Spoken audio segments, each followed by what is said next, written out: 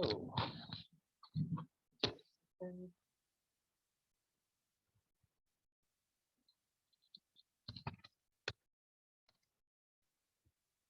Not a preliminary stuff to.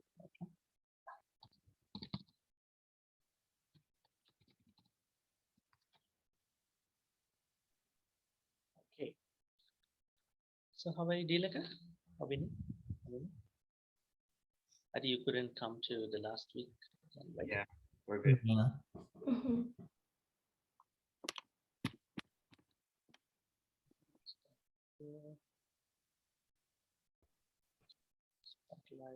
Okay. So, how's your summer? Good. Well, did you receive marks from Mike? Individual marks? Okay. Not yet. Okay. And he told me that he would send individually without making a competition kind of thing. So, yeah. Yesterday, last, I think the first Sunday, I started a new series of lessons. Actually, I started with the topic called what can we learn from the Buddha's life? So it's kind of a very interesting topic. So I decided to go over in a way that we talk about the paramita section first, because those were the prerequisites for bodhisattvas to become Buddha. So, and then we're going to be looking at his leadership, his, I would say, flexibility, his, and many other aspects of his life. So we can learn a lot of things in that context. So there was only one student for the first class that was set, and I was basically talking about the first perfection, Dāna paramita.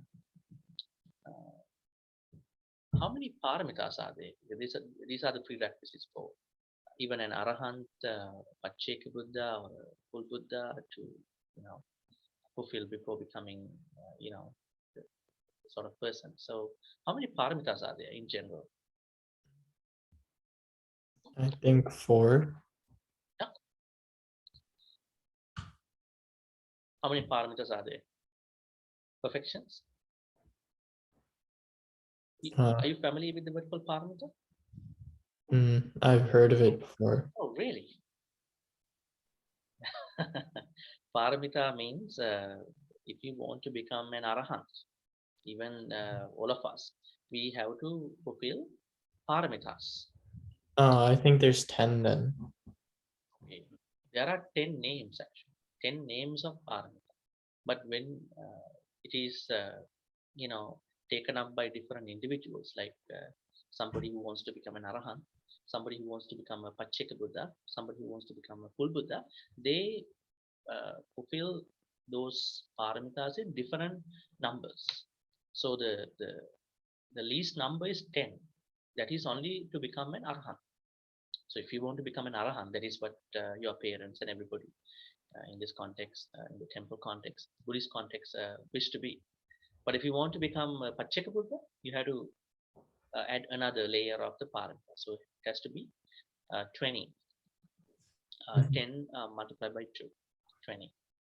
And then if you want to be Samma Sambuddha, you have to multiply the number by 3. So 30 paramitas. So precisely speaking, if you want to become a full Buddha, you have to fulfill 30 paramitas. But here's the thing.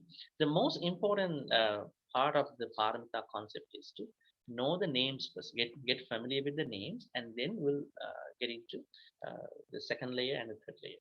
So, do you have any idea about what those paramitas are? Those 10. We have some ex-students. Are they ex-students? Look at them. Do you know them? Yeah. Who are they? Sandali and Hasan. Say hi to them. Okay. Hang on something. So, yeah. What we do?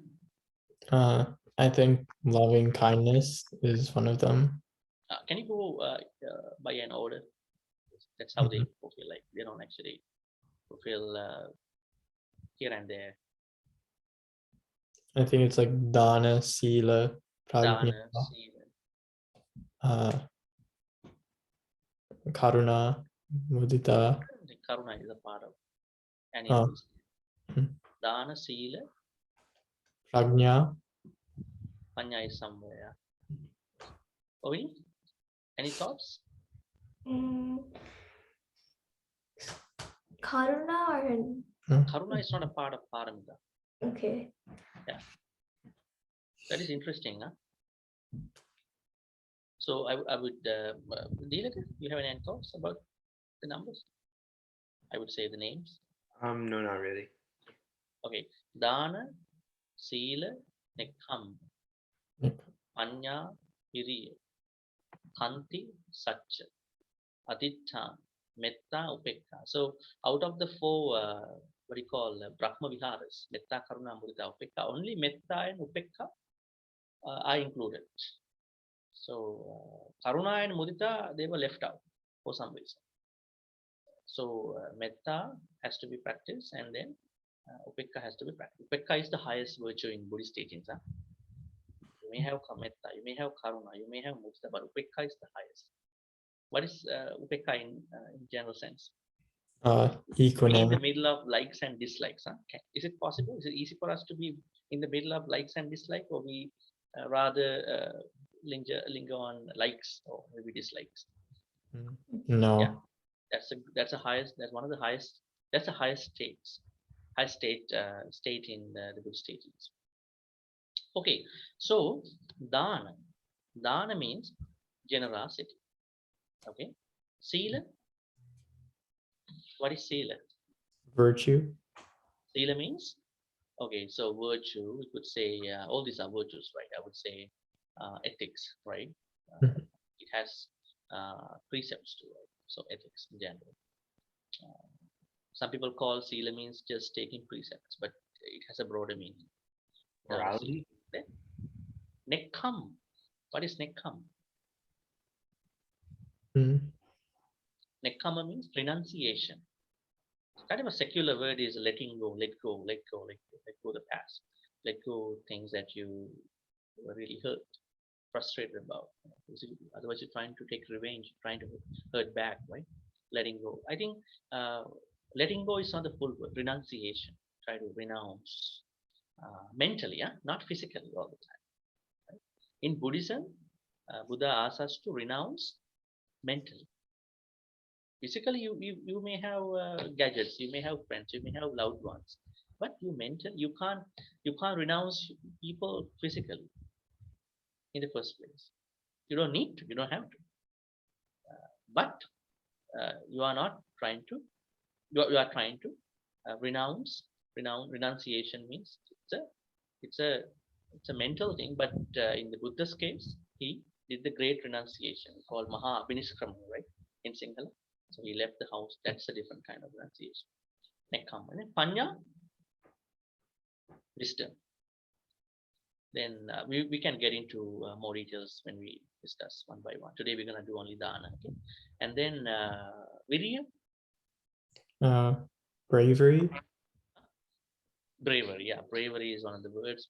Diligence, I would say effort, right? There are many other words for that. And then Panya, Virya, Panchama. Kanti. These are Pali words. Kanti.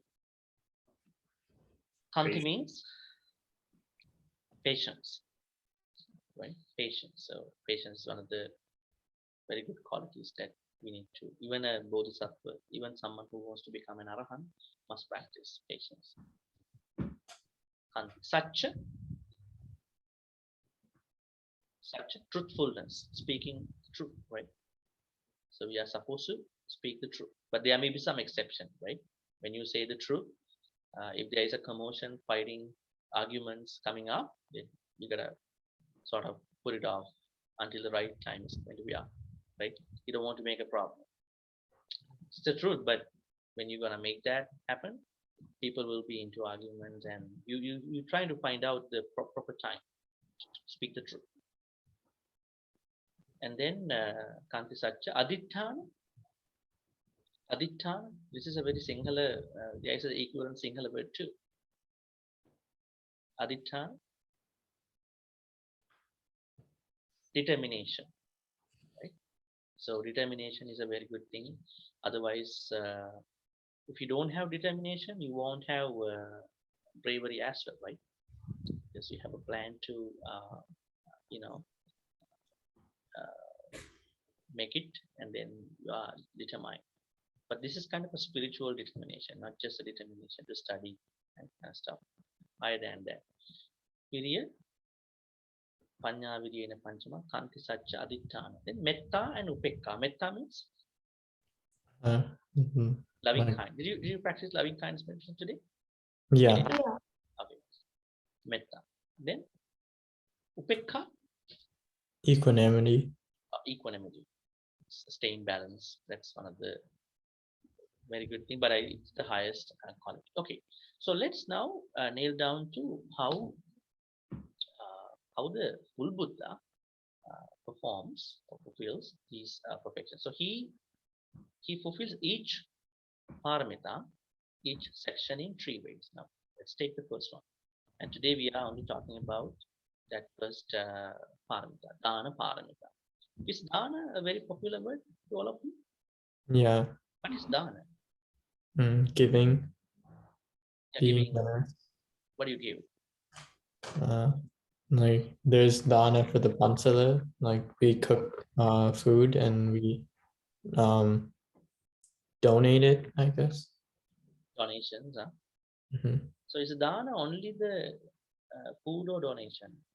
Does it have a broader meaning other Mhm. than food and such things? Yeah. That could be like organs and like medical related stuff as well. Pardon me? It could be like medical related stuff, like specific organs. There's those kind of dhanas as well. Okay, so medical donations. Are there any other minimum versions of Dāna? I mean, is Dāna only something that you need to give to other people? Is it something that we can do with other things too, like our behavior, our way of thinking, our way of acting on different things? Can smile be a Dāna at some point? Good smile and good for a good cause, because people, I mean, you are accepting the other person. Like the Buddha has couple many words, epithets. One of the epithets is Ubba Hasi. When somebody is going to meet him, he's the first one who displays a gentle smile, welcome you. You know, that's a kind of a Dāna. Not everybody can do that. You know? So Ubba Hasi and Ubba Bhasi, other Pali word. That means when somebody goes to the Buddha, Buddha is the first one who strikes the conversation. He doesn't wait other people to start. I mean, we know that there are places where we can't start the conversation, but he's trying to become more generous, you know, in the whole context. So Pubbahasi, Pubbabasi, being the first one who displays a gentle smile, being the first one who initiates a speech. So in our life, if we apply these things to our life, are we trying to demand other people? Like, you have to talk to me first. You have to smile with me first. You know, otherwise I'm not. Right? Can there be such events in our daily life? Yeah. For example, if someone's sad about something, you can try to comfort them. Yeah. So kind of giving your attention, giving your what do you give in that context? You are giving your care, empathy. Your care, empathy. So it's a very important part of generosity. So everybody can give something. Who I know there are people who don't give, but compared to those who already generous in the way of food and kind of stuff, people uh, who also being very concerned about such things. They are very they are highly practicing Dāna. So, okay, so Dāna Paramita has three parts. So, Dāna Parami, Dāna Upaparami, Dāna Parami. So, every Paramita has three parts. Now, what is Dāna Parami? Dāna Parami means giving external things like food, which your parents doing, food, donations to other people, right? Medical things, all that. Dāna Upaparami. What is Dāna Upaparami? We call it blood donation or organ donation. Is it an easy thing for everybody? Not everybody can do blood donation. People a little bit, sometimes confused about these things. Maybe they are afraid, they are nervous. Some people even don't like to see blood, right? For different reasons. So it's a Dāna Upaparami, the second layer of the generosity. What about organ donation? I mean, you don't have to, donate your organs while you are alive, but there are events that people can sign, right, afterwards, right? Mm. Okay. When you, I would say, when you, Can you hear? when you, I would say, Yes. if you have a driver's license, I mean, when they want to renew your license, I mean, they kind of ask you, they kind of send you that application too, right? So blood donation, organ donation, those kind of stuff, they fall into the second layer. The third layer is sacrificing the whole life. I mean, don't try to put into practice right away, because this is something very, I would say, this is something very deep that is only that are only applicable to bodhisattvas. You don't have to do these things. So the first one and the second one will be okay. The third one is, in many Jataka stories, we find that, right? Remember the Jataka story about the rabbit, right? When the hungry man uh, who was disguised, I mean, when the Sakka, right? Sakka was disguised as a hungry man, asking the rabbit to do some food. He was trying to sacrifice his life for the hungry man, right? But then I think the silly people said in the Sakka brought the rabbit into the moon and put him in the moon. That's the rabbit in the moon. One of the legends in Sri Lanka. There's no rabbit that was put in the moon. So, anyways, that story says that the rabbit took an initiative to sacrifice his life for the hungry man. So, in that sense, bodhisattvas, if you want to become a full Buddha, you have to practice the three layers, all these three layers, to become the Buddha. If you want to become an Arahant, you only practice the first one, right? If you want to become Pacceka Buddha, you can only practice the first two. Okay, so that's the main requirements to become the full Buddha, Pacceka Buddha, and Arahant. So our main concern is how to become a Buddha and his qualities and his different hidden or maybe very manifested leadership qualities, his other qualities. This is our main concern. But today, in addition to that, we need to talk about Dāna in little bit details. Okay, so have you ever heard of some of the Buddhist teachings where Buddha talks about how to give a proper Dāna? What are the requirements? What are the requirements that have to be met in order to become a, good Dāna in the Buddhist teachings? I I think mean, just bringing food doesn't mean that this is gonna be a Dāna. I Maybe think you're gonna you have give to to somebody. you have to you give. have to not expect anything in return. That's the main thing. Mhm. You should not expect. You What if also you expect? What if you Then expect something? Let's say I'm gonna do some food. May I get a lot of food in my future lives? What's gonna happen? Then you are making a wish for the sansara. Yeah. That is one thing. Second thing is, I find out some references where people made a lot of wishes after giving a lot of things, and then they get everything what they gave in the past life, but they don't have any any thoughts, any desire to consume those stuff. They have a good bed, they have a good house, but they don't feel they want to enjoy them. There's no appetite for the stuff because you had made a lot of wishes in the past life, so you can't enjoy them. So when you give anything to anyone, just give without any reward.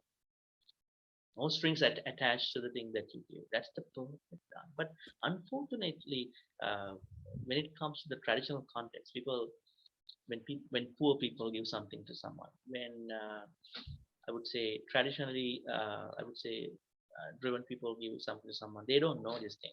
Even they know they can't think about this thing very clearly. So in order to have a proper dana, one of the most thing is to give without rewards. Then what are the But other things to be you have, completed? you You have have to be you have to give it with a good mind, like not be mad that you're giving something that you own.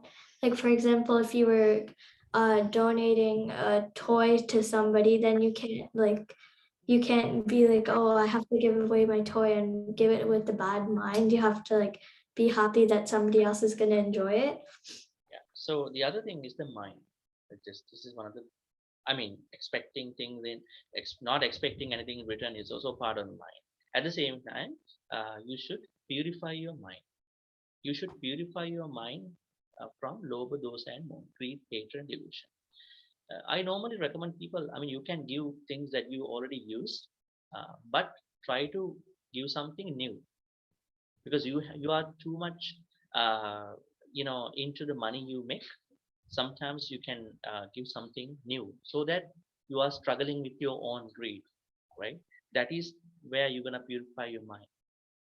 And then when you give something to someone, you need to be virtuous. Now, when you give something to monks, nuns, Buddha says that the devotee, the donor has to be, uh, donor has to practice precepts. And then the monks have to practice the sila too, right? These are two parts. And then whatever you earn has to be earned in proper right way, not stealing money from other people, not looting other people's stuff, not swindling, not cheating on other people. If the money that if the things that you gonna give to other people uh, gonna be the money that you earn through bad ways, that's not gonna be a good time. So the people. So the first thing is everybody has to be virtuous. Second is the uh, purification of the things you offer to other people, food or whatever. Third, the right mind. Talk about right mind has you know thoughts of I would say purifying thoughts of loka dosa moha, and then expecting nothing in return. Then is that all? Mm. What if you offer something to the monks and nuns? What did Buddha ask you to think about? So you bringing Dāna to one temple. Did the Buddha ask you to only think about the monks? Okay, I'm only giving these food to monks, these 2 months, 3 months. What did he ask us? He asked us to think about all the monks. I'm offering 2 months, but in my mind, I'm offering this Dāna or whatever to all the monks who were with the Buddha, who living now across the world, and who living in the future will be living in the future. So he asks us to think like that. Then, in case something happens from a monk that your mind is not upset, your mind is not unsettled. You know that you offer to all the monks, right? So this is how you're gonna look at the dana. What are the other things that we have to think about in terms of dana? Can you name some of the stories where Buddha practiced dana in previous lives? Any Jataka stories? I think there was a story about a lion where the Bodhisattva found a starving lion and he sacrificed his body to the lion so it could eat. Okay, that is one story. And the same story, the Sasa Jataka, Buddha was a rabbit, right? That was another story. Dilaka, you have anything to share with us? No, I don't really remember that many Jataka stories, but Okay. yeah. So every Bodhisattva, now we are talking about the Buddha. So, I mean, things that are about the Buddha, regarding Dāna is very important here. So, Bodhisattva, he has to fulfill The first layer, second layer, third layer. So he has to offer physical things to other people. He has to donate his body organs at some point. Remember the Jataka story where he was practicing extreme patience. What is the Jataka story? Kalabu Jataka, right? And he was actually donating, right? And yeah, and then Sasa Jataka he practiced Dāna Paramatta Para, right? So he was practicing Dāna in these 3 layers. So we are learning then the Buddha's Dāna Paramita is not just offering food, right? Not just an offering food. It is much more not complicated, much more inclusive. So it is the most broad version of Dāna. So that is what we need to learn. Are there any other things you want to discuss about Dāna Parami in regard to Buddha? Do you remember a statement he made? If people know the importance of Dāna, like him, people will never eat anything. Yes, he said in one of the suttas, if people know the important significance of Dāna, just as me, nobody will eat anything alone. And he said, if you offer a single morsel to a dog or an animal, the kamma vipaka, the result of that kamma follows you for 100,000 lives. Just imagine that. Just one small morsel. That particular kamma vipaka follows you 100,000 lives. Right? And then the order increases if you offer something to a bad person, but is a human, then the kamma vipaka is higher than that. Because dog is living in a hell, animal is living in a hell. So the human, even the bad humans are living in a human world. And then the sotapanna, sakadagami, anagami, arahat, these spiritual attainments.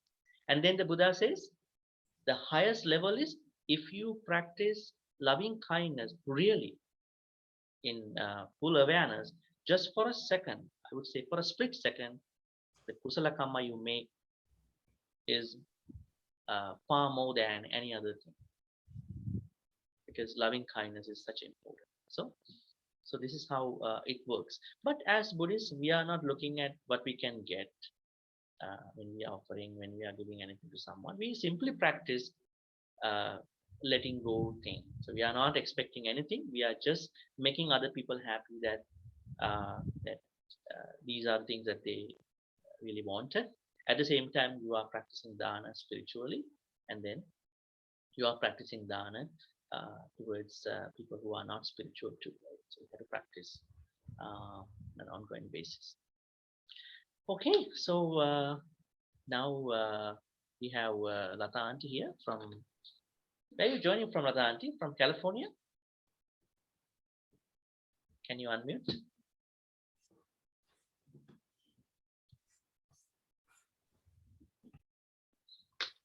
Okay, so with that, we wrap this up. I mean, the Buddhist class for the advanced students, and then there is Sinhala class now going on for this hour, and I hope there'll be more people, I guess. Okay, yeah, Lata Auntie, it's over to you. The class is over to you now. Can you unmute your mic?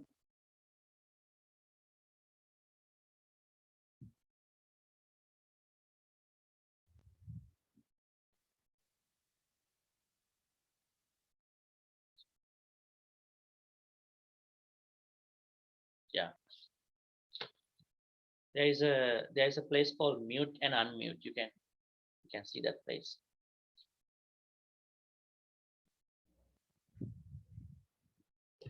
හාමුදුරු Yeah. අපිට Sinhala class එකට ඉන්න බෑ අපිට තව පන්තියක් තියෙනවා මේකට පස්සේ. Okay, yeah, that's fine. අපි Yeah.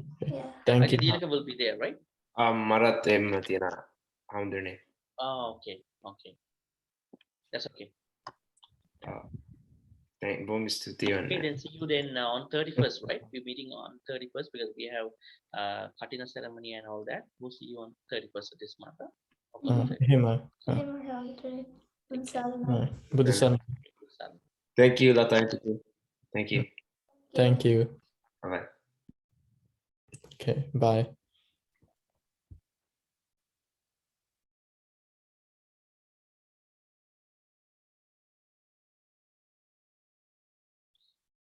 Latanji, can you unmute your mic?